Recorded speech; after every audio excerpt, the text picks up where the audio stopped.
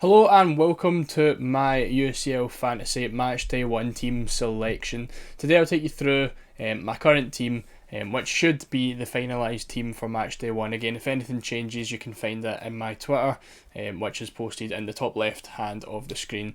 And any changes to the team before the deadline I will post on there. But this should be the finalised team. Obviously it's the day before the games begin.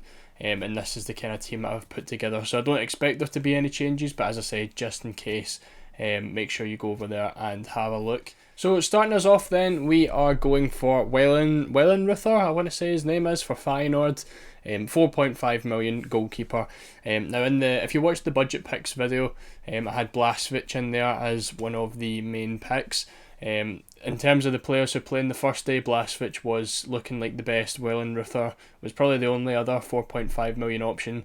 Unfortunately, if you watched the Leipzig game or you kept up with the Leipzig game over the weekend, Galassi was on the bench. Galassi wasn't supposed to be back until the start of October, which means we would have had Blaswich for game week 1, but now it's kind of a bit of a risk picking him because Galassi could be back in the squad for the first day of the Champions League. So I'm going for Wellenreuther, who's probably the only other 4.5 million option as a goalkeeper for the first day. And again, at Feyenoord against Celtic, it's possible they could keep a clean sheet. He's really just there to hopefully get some saves, and again, as a 4.5 million, you're really just got him there for a couple of points as long as they play, really. And then if he doesn't get too many points, we can always just sub him out for the next goalkeeper in the second day of match day 1. In the next goalkeeper spot, we're going for Ramiro, another player who was part of the budget picks in the budget picks video, and it was between him and Suarez and Sommer really were the three best options for the second day. Sommer I didn't have the cash for, so I needed to pick a 4 million, and I think it's Trubin, the Benfica goalkeeper, ended up playing over the weekend over Suarez, so Suarez is now probably out of the question for starting in match day 1. So I'm going for Ramiro, again probably someone who isn't going to keep a clean sheet against Inter Milan at home, but it's definitely possible again that he could pick up some saves, and again at 4 million that's all you can really ask for. Starting us off in defence, we are going for João Cancelo from Barcelona. Now we all know how good Cancelo was as an asset in UCL Fantasy for Man City. And now he's joined Barcelona. He's played one game after starting at the weekend and scored as well. So for me, I think for 6 million, you've got to go for him. One of the premium defenders, of course. But I think he just has way too much of an upside. And they're playing Antwerp at home as well, which is probably the easiest fixture you're going to get in the game this year. So for me, I definitely want to have Cancelo, and it's probably going to be a clean sheet, and there's very, very high chances of him getting an attack in return as well. So for me, Cancelo was the first name on the team sheet. Next up, at 5.5 million, we're going for Giovanni Di Lorenzo of Napoli.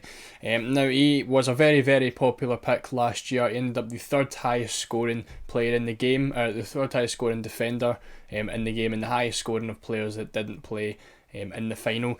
He was only beaten by Ruben Diaz and Bastoni as well last year. Ended up with 70 points, the other two with 75 and 76. So again, a very, very good player last year. He's already started off this campaign with a goal and 2 assists in 4 matches as well in the Serie A. And for me, he's again an absolute staple. Probably a bit underpriced. I think he probably should have been priced about 6 million. But 5.5 million again, probably the best, one of the best value players you can get. Again, same as Cancelo, very likely to keep a clean sheet against Braga, and definitely possible for getting a couple of attacking returns as well. And as I say, it was a very, very good pick as well last year. So for me, he will be back in the team again this year. The next player we have in defence is DiMarco from Inter Milan. This is probably one of the first dilemmas I'm stuck with between him or Dumfries. I'm only picking one Inter Milan defender in this team. And I went for DiMarco right now. In terms of the start of the season, they've played 4 games. Dumfries has a goal and 2 assists. DiMarco has 3 assists. So they are very similar in terms of that. I think DiMarco is a lot better for ball recoveries as well, so he is more likely to pick up a couple extra points than Dumfries is. I think DiMarco as well is maybe a bit more rotation prone. He seems to come off a bit more, but I think Dumfries has Pavard on the other side as well, who could challenge him for that spot. So for now I'm going for DiMarco. That could end up being Dumfries, we will see. But again, I think I definitely want an Inter Milan player for their game against Real Sociedad, because he is definitely possible of getting attacking returns. You'll notice a theme here. I like the defenders that have the attacking returns. It's always better to go for those players. Just again, you're getting extra points out of it as well. Another reason for going for him, DiMarco ended up with 10 points extra than Dumfries in last year's Champions League campaign. So for me, that's kind of what's splitting it right now. So yeah, I think DiMarco is there for me, but that could always be Dumfries. Again, it is a bit of a 50-50, but we'll see what happens. And the fourth defender we're picking is Rom from Leipzig. Now, another player who has very possible attacking returns. In the Bundesliga so far, Leipzig have looked very, very good, scoring a lot of goals, and a lot of them coming from the fullbacks. Rom and Henriks, Rom being the left back, Henriks being the right back, both have a goal and 2 assists so far, so it's another one that fantasy players are really having to decide on 50-50. For me, I just decided to go for both of them. 2 of them both 4.5 million, and they've got Young Boys as the first game. If you haven't noticed already as well, I will be using a chip in the second game. Will probably be the wild card to be used in match day 2. So my team right now is purely set up for match day 1, and I'm going for the 2 Leipzig players. Again, a goal and 2 assists from both of them. I think they could both be fantastic, and they definitely both could supply some returns. A very good chance of a clean sheet against Young Boys as well. While it is an away game, it's still a fairly easy fixture that you would expect them to win. So both of them make the team, and hopefully that whole defence is very capable of getting some attacking returns. Starting off the midfield, we are going for Jude Bellingham at 7.5 million. Now, Real Madrid have had a fantastic start to the season with 5 wins from 5, and Bellingham has easily been the best player for their team so far with 5 goals and an assist. The only time that Bellingham didn't supply an attacking return or score was yesterday against Real Sociedad in their 2-1 victory. But again, 7.5 million, massively underpriced. One of the probably mid-value kind of players in UCL fantasy this year, and he's definitely going to be worth that money. I think every single person in the game should have him, and Bellingham easily should be like plus 90% owned in the game this year. Again, with Real Madrid's group, it's fairly easy as well, with Union Berlin, Braga and Napoli as well as the other team. But yeah, I think Bellingham's very, very capable of getting all sorts of returns, and again, as a midfielder, gets the extra points for goals as well over the strikers. He is just playing behind the striker as well, so he is playing in a very attacking role as well. But you'll see Bellingham is the most expensive midfielder in here. I've kind of went for a cheaper midfield, so I can get a big attack and defence. But yeah, again, let's look at the rest of the midfielders. Next up is someone who I think is going to be a bit of a differential pick this year. We're going for Jeremy Doku from Man City. Now, he does look fairly nailed, especially with the Bernardo Silva news that he could be out injured as well. And he has started the last 2 games for City while getting a goal against West Ham at the weekend as well. And he's $1 million cheaper than Foden, who is probably the other best midfielder you can get. So I think when you're saving $1 million, you're getting someone who's really going to do the same thing. Foden hasn't been fantastic in terms of returns for City so far when he started. Doku's come in and he's got a goal, and I think he's definitely possible to get another couple returns against Red Star at home. Now, as I say, he is a bit of a differential, but if that doesn't work out, you always have the option of subbing him out in the second day. Obviously, he plays on the first day, on the 19th of September, so that's kind of what you can do when you go for punts like that. Make sure you pick them for the first playing day, so if it doesn't work out, you can always sub them out for someone on your bench. I definitely think he is going to be worth that at 7 million. And rounding off the triple Leipzig, we are going for Xavi Simons.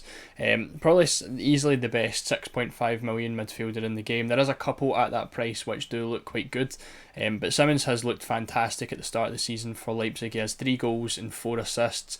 In the last 3 games as well, he's provided at least a goal and an assist as well. So he is on top form, and again, going into the Champions League with Young Boys away, definitely looks like he could bang.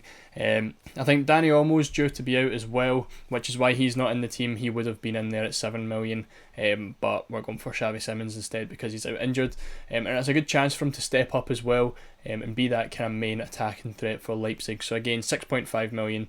I think he is a mainstay in my team.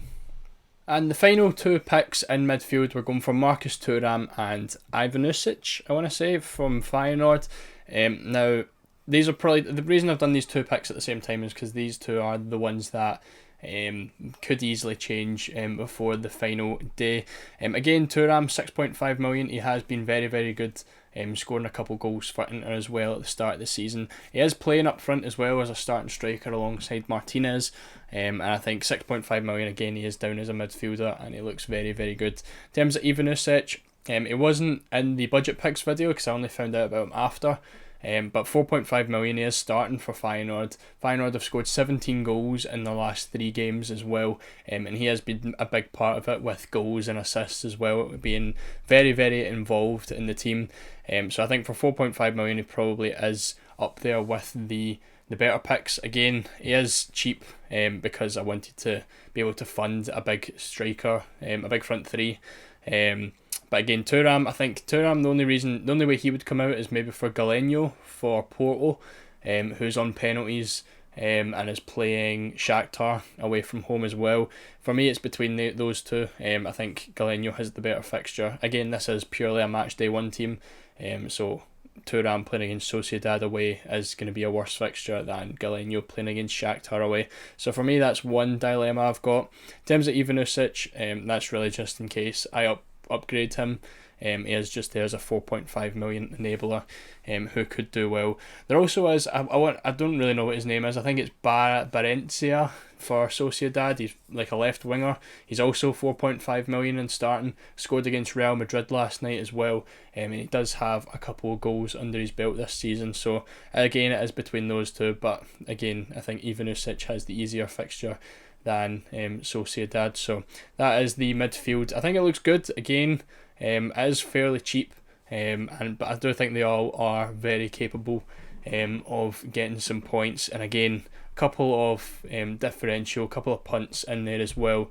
If they don't work out, they can always come out for sub players, because most of this team does play on the first day as well, which is good, because then I'm not stuck with players on the bench who aren't going to come on. Starting off the front three, we're obviously going for Erling Haaland. 11.5 million, joint most expensive player in the game, and should definitely be in everyone's team. Red Star at home, again, you aren't going to get a better fixture for someone like that. He will be captain on day 1 as well, and for me, I don't see any reason not to have him. It's the same with everyone else. He should probably be 100% owned by the time match day 1 comes round, and there's not really much else to say about him. Everyone knows how good he is, and yeah, he definitely should be the first name on everyone's team sheet this year. And at the second striker spot, we went for Robert Lewandowski. Now, Barcelona have also had a very good start to the season. They've scored 13 goals, but Lewandowski has only been the scorer of 3 of those. He has scored 3 goals and got 3 assists so far this season, which isn't as explosive as you would expect from someone like him, but obviously it is the Champions League, and as I said earlier, Barca do probably have the easiest fixture of the game so far this year. And I think it would be very, very unwise to miss out on Robert Lewandowski. Again, in a game where he could easily score 3 or 4 goals. He obviously is on penalties as well, so for me, I didn't want to miss out on him. I think he again probably will be a pretty popular pick purely because of the fixture. After game week 1, I'm not sure what people's directions would be with him. I don't know if I would pick him in game week 2. Again, we'll need to see how he gets on in game week 1, but we all know how good Lewandowski is, how explosive he can be, especially in the Champions League as well, so for me he gets the number 2 spot. And finally, to wrap up the whole team, we're going for Kylian Mbappe. Now, PSG have had a very, very, very poor start to the season. I think they're sitting 5th in League One right now with only 2 wins from the first 5 games, I think. but it's not stopped Mbappe from performing. He's got 7 goals so far this season, and he's got a brace in each of his last 3 games, so he has no short of goal scoring form. Obviously with Dortmund as well, it's a home game coming up on Tuesday, I believe they play.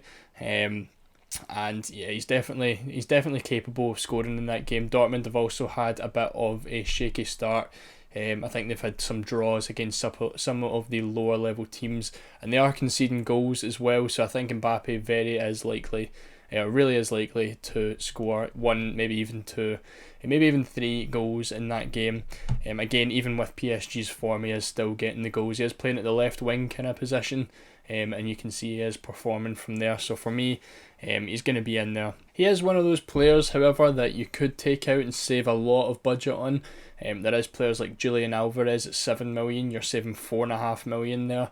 And yeah, I think Alvarez easily could do well, but for me, I just wanted to have Mbappe in there as an option. If I was to downgrade to Alvarez, then I could always upgrade Ivanušić to maybe like someone at 8.5 million. But again, like I said, there was no real midfielders that really caught my eye anyway. So I thought I'll go for a big attack. Again, you've probably got the 3 best attackers in there, excluding Kane, but again, Kane has a fairly difficult fixture in the first game. So yeah, that is the starting 11. Again, I'm fairly happy with this. I've looked it over a few times, made the changes that I've want to made, and this is what I've landed with. So I don't see it changing before the deadline. Again, as I said, if it does, you'll find it over in the Twitter in the top top left hand corner of the screen. But like I said, that is everything. Again, I've went triple Leipzig for that. I've got double City. I've got double Barca. Again, I'm trying to take good advantage of the easy fixtures in matchday 1, and then I probably will wildcard in matchday 2. But if you enjoyed the video, make sure to leave a like. As I said, there'll be lots more UCL fantasy content coming throughout the season, so make sure you leave a like and press the subscribe button as well, and I'll see you all in the next video.